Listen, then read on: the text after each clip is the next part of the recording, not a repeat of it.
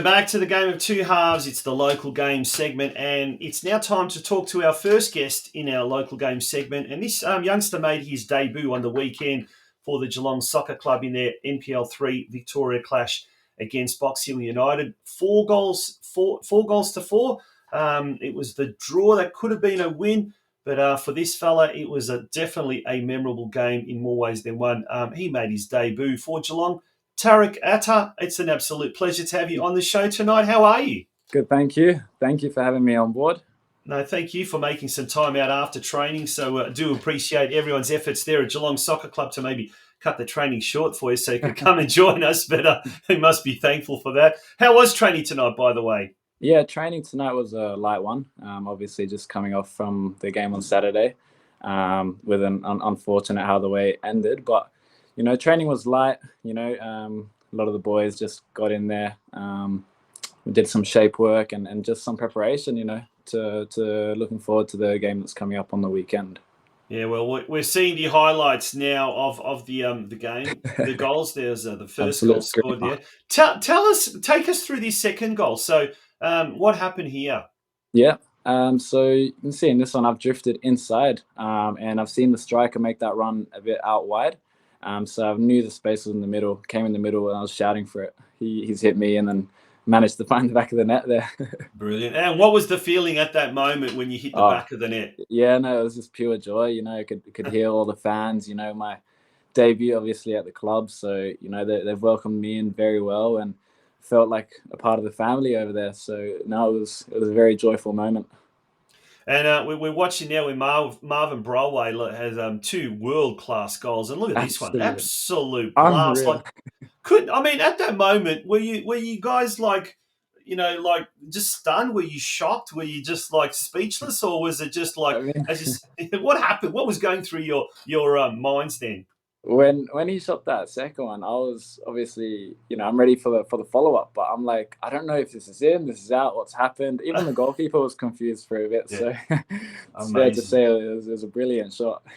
Yeah. Now, you've come from Werribee City. You had a stint there at Werribee City, but you're originally from Perth. Tell us how you got into football and how you ended up over here in Victoria. Yeah, well, I was playing in Perth, obviously, all my life. I grew up there, and eventually got into the NPL, the first team over there.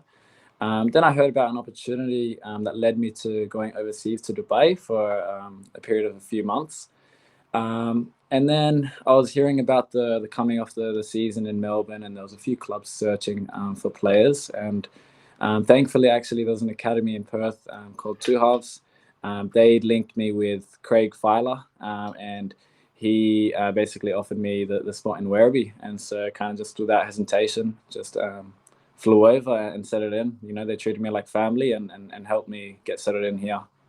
Well, there you go, Craig Filer, who's this show is being simulcast on the Football Out West Facebook page, and Craig was on the show last night on the Football Out West podcast, so definitely a familiar face. Now, Craig tells me off here there's also a second fella from Werribee City that's going to be coming to Geelong as well, and he's making his debut possibly this weekend.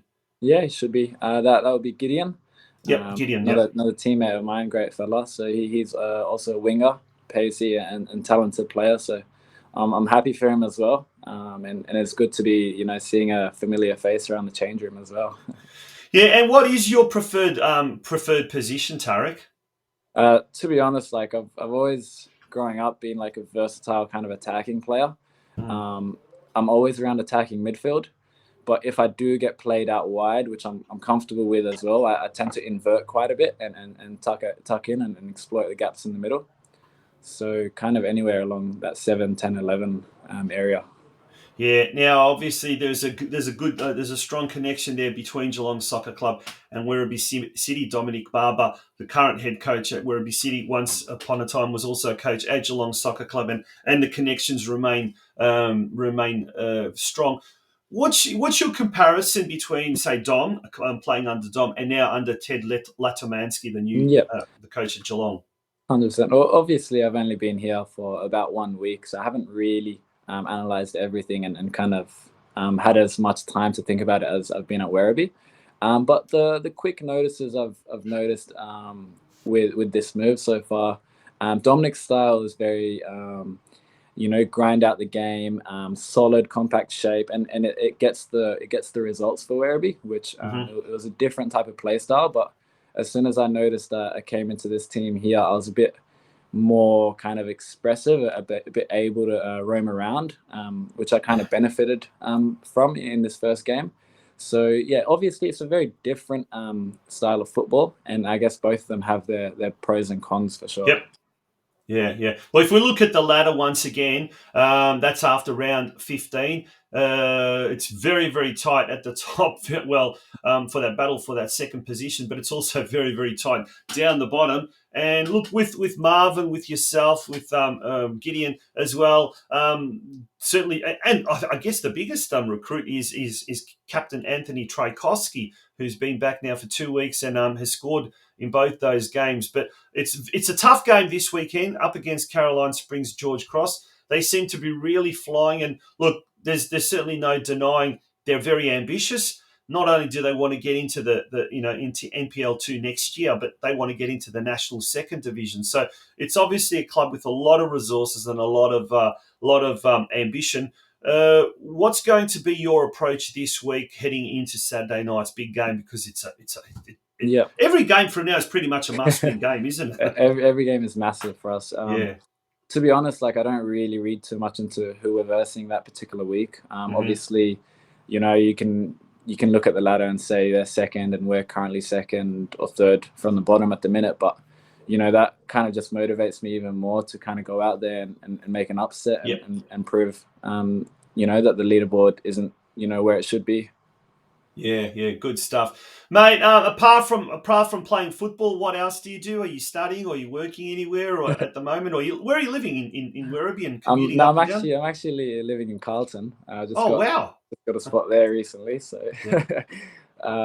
but yeah, in terms of what I do outside of football, pretty all over. I mean, I'm very entrepreneurial. I love business. So I've got a few side hustles, like a clothing brand, a tutoring business, and I cut hair as well on some weekends. Just oh my goodness me! just a few things, But yeah, obviously I love to stay connected to the football and the gym as well. Yeah.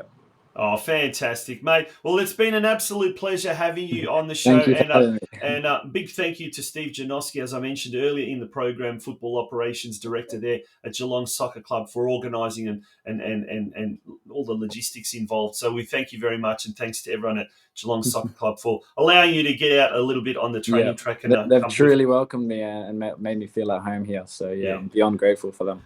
Good stuff. Well, Tarek, we certainly look forward to hearing a lot more from you in the future, and all the best to Geelong for the big clash against Caroline Springs George 100%. Cross on Saturday night. Appreciate it. Thank you. Good on you. Thank you very much.